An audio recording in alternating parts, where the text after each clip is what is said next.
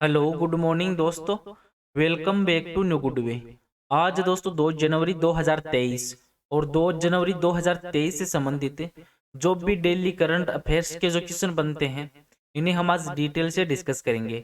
और आज की वीडियो की आपको पीडीएफ चाहिए तो आप हमारे जो टेलीग्राम जो ग्रुप है वहां से वीडियो की पीडीएफ है वो प्राप्त कर सकते हैं। और लास्ट में आपको क्वेश्चन भी दिया जाएगा जिसका आंसर है वो आपको कमेंट बॉक्स में लिखना है। तो चलिए दोस्तों स्टार्ट करते हैं क्वेश्चन नंबर 1 से। और आज का वीडियो आपको अच्छा लगे तो चैनल को सब्सक्राइब और इसका बेल आइकन है वह जरूर प्रेस करें ताकि डेली के जो वीडियो अपलोड कर रहा हूं मैं उनका नोटिफिकेशन है वो आपको मिलता रहे। क्वेश्चन नंबर 1 है कि कौन सा राज्य है जो आरटीआई जवाबदेही है उसमें सबसे खराब प्रदर्शन करने वाला पहला राज्य वो बन चुका है। तो आंसर है दोस्तों तमिलनाडु राज्य।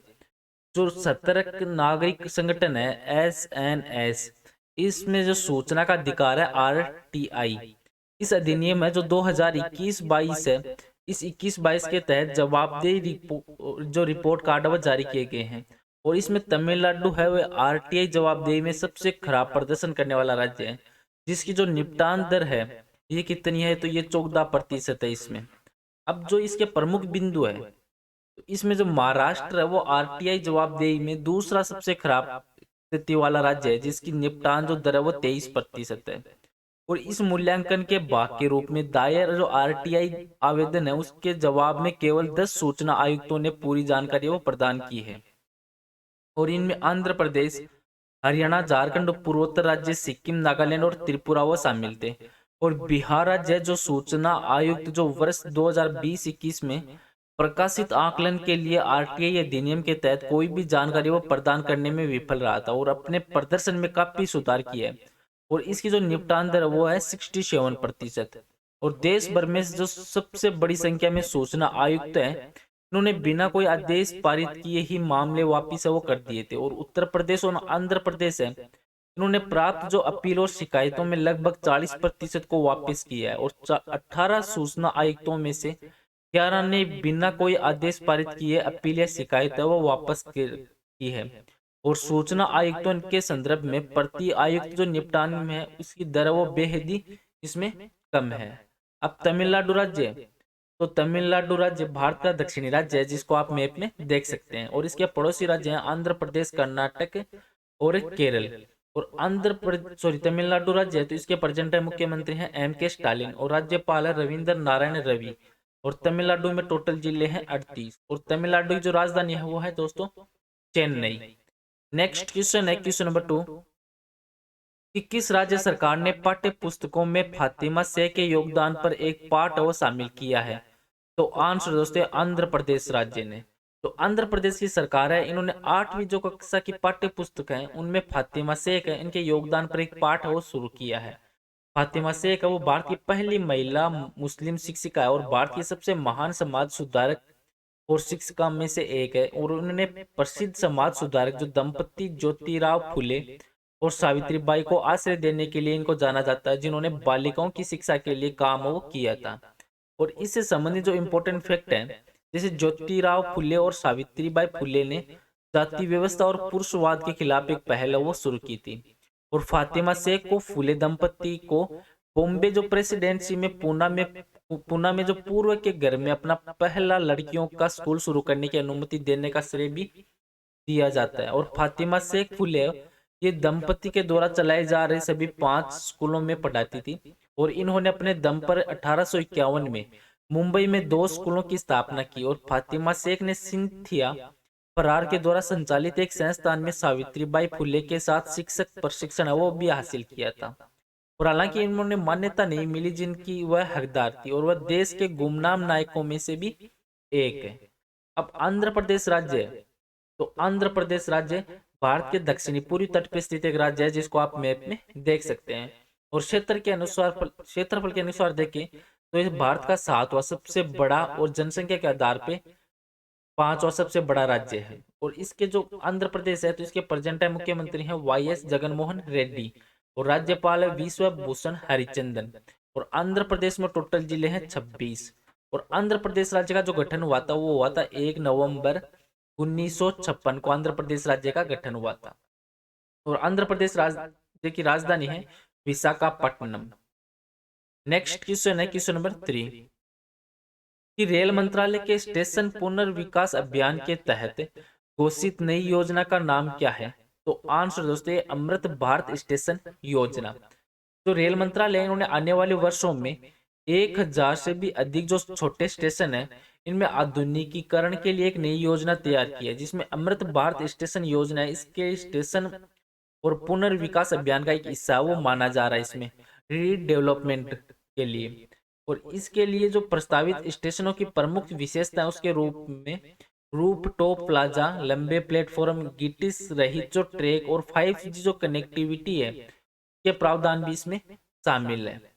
नेक्स्ट क्वेश्चन है क्वेश्चन नंबर 4 कि नेशनल मोबाइल मॉनिटरिंग सिस्टम है ये किस केंद्रीय मंत्रालय की एक पहल है? तो आंसर दोस्तों एक ग्रामीण विकास मंत्रालय की एक पहल है। जो नेशनल मोबाइल मॉनिटरिंग सिस्टम है NMMS इसकी शॉर्ट फॉर्म है ये। इस एप्लीकेशन को ग्रामीण विकास मंत्री के द्वारा 2021 है इसमें लॉन्च किया गया था और महात्मा गांधी राष्ट्रीय ग्रामीण रोजगार गारंटी योजना है।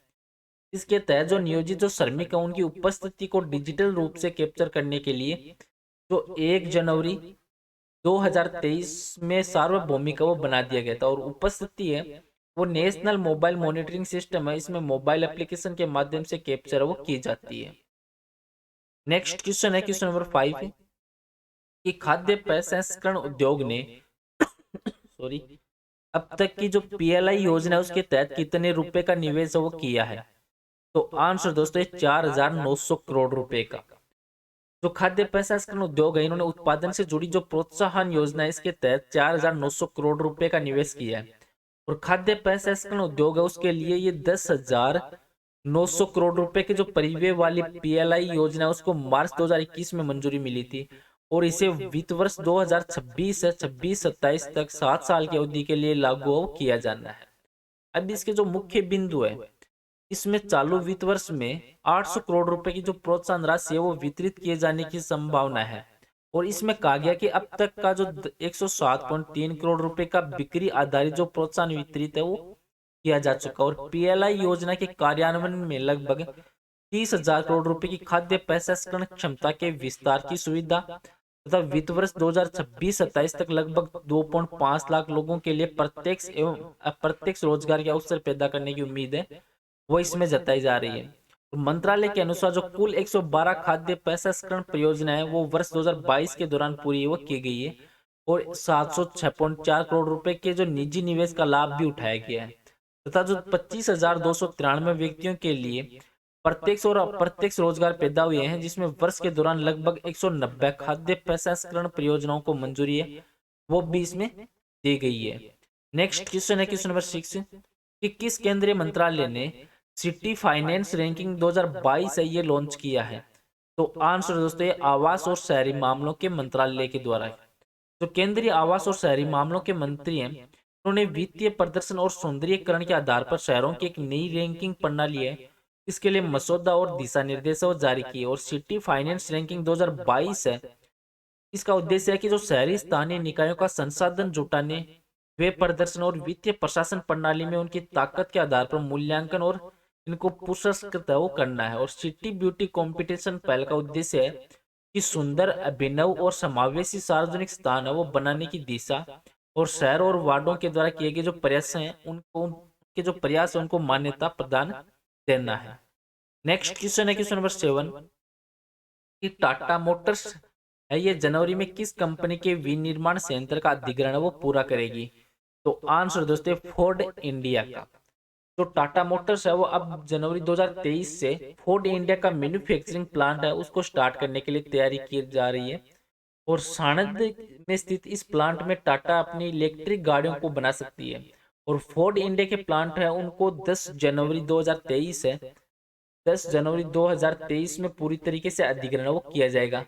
और इसी साल अगस्त में कंपनी के द्वारा जो स्टेटमेंट जारी किया गया है उसके अनुसार देखें तो उसकी जो सहयोगी Tata passenger electric mobility limited है जो गुजरात में फोर्ड इंडिया प्राइवेट लिमिटेड के जो सानंद प्लांट है उसका अधिग्रहण वो 725.7 करोड़ रुपए में ये करेगी। नेक्स्ट क्वेश्चन है क्वेश्चन नंबर 8 कि Mangdechhu hydroelectric power project Bharat ने किस देश को सौंपा है? तो आंसर दोस्तों भूटान देश को सौंपा है। जो भारत से सहायता प्राप्त है, जो 720 मेगावाट वाली जो मंगदेछु बिजली परियोजना है, तो भूटान में एक डायरेक्ट ग्रीन पावर कॉरपोरेशन को सौंपी गई है। और इस परियोजना के साथ भारत और भूटान ने 4 मेगा पनबिजली परियोजनाओं को सफलतापूर्वक पूरा किया। और इस परियोजना के चालू होने से भूटान की जो विद्युत ऊर्जा उत्पादन क्षमता है, इसमें 44% की जो वृद्धि है वो दर्ज की गई है। अब भूटान राज्य है, सॉरी भूटान है, तो भूटान हिमालय पर बसा और दक्षिण एशिया का सबसे छोटा और महत्वपूर्ण देश है, जिसको आप मैप में देख सकते हैं। और भूटान की राजधानी है थिम्पू और प्रेजेंट टाइम प्रधानमंत्री है लोते थेरिंग। और यहाँ की मुद्रा है भारतीय रुपया के अनुसार यहाँ की मुद्रा है रुपया। नेक्स्ट क्वेश्चन है क्वेश्चन नंबर 9 कि गृह मंत्रालय और किस राज्य ने JEDUF सशस्त्र समूह के साथ संचालन समाप्ति समझौते पर हस्ताक्षर वो किए हैं? तो आंसर दोस्तों मणिपुर राज्य के द्वारा। तो केंद्र सरकार और मणिपुर सरकार है, इन्होंने जेलियन ग्रोंग जो united front JEDUF Zeliangrong united front, इसके साथ संचालन समाप्ति के समझौता किया है। और इस समझौते पर हाल ही में हस्ताक्षर भी किए गए हैं। और JEDUF है वो मणिपुर स्थित एक नागा सशस्त्र समूह है, जो जेलियन ग्रोंग नागा जनजाति के लिए एक अलग राज्य की मांग वो कर रहा है, जो हाल ही में काफी खबरों में चल रहा है। अब मणिपुर राज्य, तो मणिपुर भारत के पूर्वोत्तर में स्थित एक राज्य है, जिसको आप मैप में देख सकते हैं। और इसके पड़ोस में नागालैंड, मिर्जापुर, असम, म्यांमार है, इसके पड़ोसी हैं। और इसके जो मणिपुर है, यहाँ के प्रेजेंट मुख्यमंत्री हैं N बीरेन सिंह और राज्यपाल है LA गणेशन। और टोटल जिले हैं मणिपुर के 16। और मणिपुर तो भारत में विलय हुआ था ये 15 अक्टूबर 1949 को। और यहाँ की राजधानी है इम्फाल। नेक्स्ट क्वेश्चन है क्वेश्चन नंबर 10 कि किस राज्य में विश्व स्तरीय कयाकिंग कैनोइंग अकादमी की स्थापना वो की जाएगी? तो आंसर दोस्तों उत्तराखंड राज्य। तो केंद्रीय ऊर्जा मंत्री हैं RK सिंह, इन्होंने उत्तराखंड के टिहरी में एक विश्व स्तरीय कयाकिंग कैनोइंग अकादमी है, उसकी स्थापना वो की जा रही है। और टिहरी झील में राष्ट्रीय championship Tehri water sports cup है, इसके उद्घाटन के अवसर पर यह बात वो की जा रही है। इसमें खेलों को बढ़ावा देना केंद्र सरकार की एक प्राथमिकता मानी जा रही है। और इस अवसर पर जो राज्य के उत्तराखंड राज्य के मुख्यमंत्री हैं पुष्कर सिंह धामी, इन्होंने टिहरी झील पर पहली बार राष्ट्रीय स्तर खेल की प्रतियोगिता है उनका आयोजन का भी ऐलान किया है। अब उत्तराखंड राज्य, तो उत्तराखंड राज्य उत्तर भारत में स्थित एक राज्य है, जिसको आप मैप में देख सकते हैं। और इसकी जो सीमाएं वो तिब्बत, नेपाल, हिमाचल प्रदेश और उत्तर प्रदेश से लगती है। और यहाँ के प्रेजेंट टाइम मुख्यमंत्री हैं पुष्कर सिंह धामी और राज्यपाल गुरमीत सिंह। और उत्तराखंड में टोटल जिले हैं 13। और उत्तराखंड की राजधानी है दोस्तों देहरादून। नेक्स्ट और आज का लास्ट क्वेश्चन है, जिसका आंसर है वो आपको कमेंट बॉक्स में लिखना है कि इंडियन एयरफोर्स ने किस मिसाइल के extended range air launch version का सफलतापूर्ण परीक्षण वो किया है? तो इस क्वेश्चन का आंसर आपको कमेंट बॉक्स में लिखना है। और पीछे के वीडियो में भी आपको एक क्वेश्चन दिया था कि दक्ष सेवा किस संस्था के द्वारा संचालित पेमेंट फ्रॉड रिपोर्टिंग मॉड्यूल है? तो इसका राइट आंसर था ऑप्शन नंबर डी, भारतीय रिजर्व बैंक। जो RBI है, इनकी जो पर्यवेक्षी प्रबंधन प्रणाली है, इनको दक्ष का नाम वो दिया गया। और RBI है उसने भुगतान धोखाधड़ी रिपोर्टिंग मॉड्यूल है वो 1 जनवरी 2023 है, इसमें दक्ष में स्थानांतरित वो कर दिया गया है। चलो दोस्तों, आज का वीडियो है वो यहीं पे समाप्त करता हूँ। और वीडियो आपको अच्छा लगे तो चैनल को सब्सक्राइब और शेयर जरूर करें। Thank you all of you.